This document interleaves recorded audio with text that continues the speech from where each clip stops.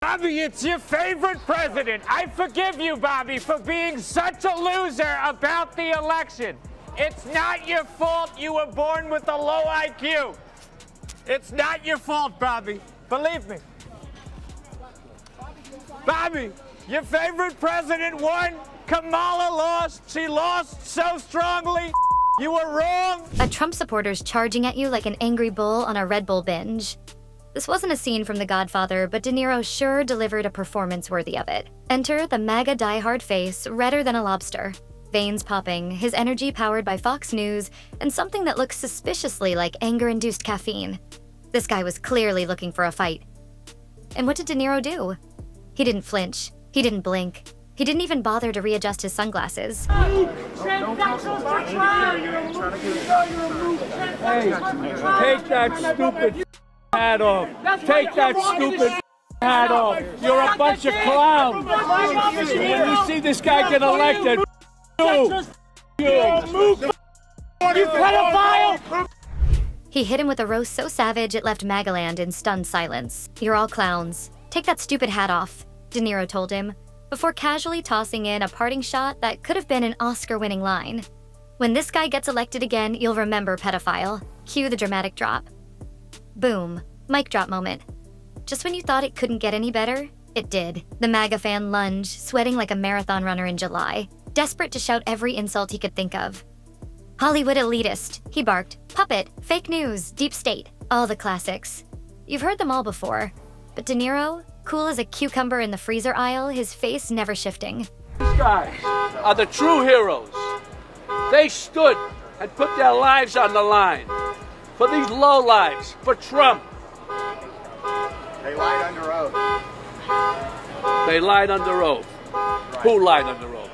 What are you telling me? Those two traitors behind you. Excuse me? Those two traitors behind you. They lied under oath? That's right. What are you saying? They're traitors. They're traitors. You gotta, I don't even know how to deal with you, my friend.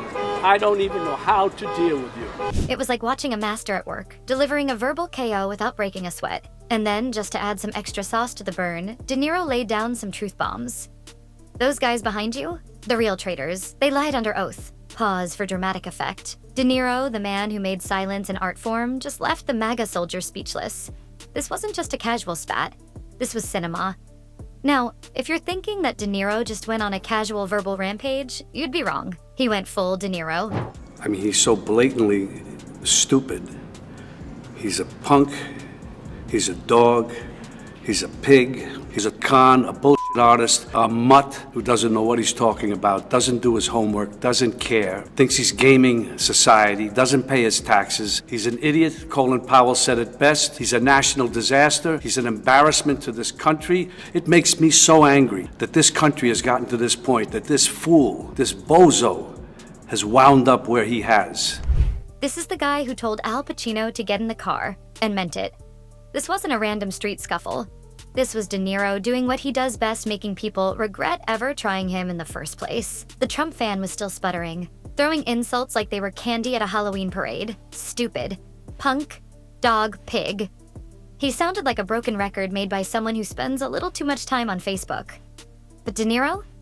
His reply was crisp and cutting. Blatantly stupid. A punk. A dog. A pig. A con artist. A mutt. Doesn't do his homework. Doesn't care. Thinks he's gaming society. He could have dropped the mic right there, but he didn't. He finished with a flourish. A national disaster, an embarrassment. He makes me sick. That, my friends, is the savage De Niro we've all been waiting for. Dealing with MAGA hecklers is his version of a Sunday stroll. They throw punches, he tosses words like they're hand grenades. And he doesn't even break a sweat. Like a mobster delivering his final monologue, De Niro just owned that sidewalk. So here's the twist. De Niro didn't just win this round. He won the internet. MAGA, meanwhile, is still looking for a PR miracle. Keep it up, Bobby. We've got front row seats to this show. Trump whined like a toddler who just had his favorite toy yanked away. I have a protest of Robert De Niro yesterday. He's a fool. A broken down fool. Yeah, right. Coming from the guy who thinks subpoenas are just fancy lunch orders. But here's the kicker. De Niro didn't just respond. He's a punk, a dog, a pig, a con artist, a mutt who doesn't know what he's talking about. De Niro fired back, cutting through the BS like a chainsaw. He doesn't do his homework, doesn't care, thinks he's gaming the system, doesn't pay taxes. He's an idiot. And just when you thought the roast was over, De Niro served up the kill shot. Colin Powell said it best. He's a national disaster. An embarrassment to this country. Boom. This wasn't just a celebrity tantrum. This was De Niro channeling the raw, righteous fury of an entire country tired of the circus. He wasn't just throwing shade, he was taking a blowtorch to the whole performance. And when Trump talks about punching people in the face, De Niro made it clear. He's not just talking. I'd like to punch him in the face, he said. Mick. Disintegrated. Robert De Niro didn't just clap back, he detonated a truth bomb. While Trump's supporters are out here waving flags and calling their hissy fits patriotism, De Niro didn't hold back. He called it all out. The man parading around as the working class hero, while simultaneously stomping on the very people he claims to represent. Billionaires get tax breaks, the little guy gets a boot in the face, and Trump spends his days shredding the Constitution while hoarding top-secret docs like they're precious heirlooms. If the DOJ had a punch card, Trump would be about to score his 10th freebie. And if he hasn't been indicted for something yet, it's probably because he's too busy claiming that his latest scandal is just fake news, maybe the biggest fake news ever. But here's where this moment hits different. De Niro wasn't acting. He wasn't in some Hollywood script playing a role. No, this was him raw, real, and unapologetically disgusted by what he's witnessed. This was De Niro doing what few seem willing to do these days. Speak the truth, no matter the cost. And truth be told, this wasn't just a shot at Trump. This was a direct takedown of everything wrong with the system that lets this farce continue. And let's be clear, this is a cultural shift. De Niro isn't just anti-Trump, he's anti-BS. He's out here calling out the nonsense, the lies, and the contradictions. The political game is played by the powerful, while the rest of us get left with scraps. But De Niro wasn't playing by those rules. He didn't need a title, a suit, or a polished performance. He needed a spine. And he had one.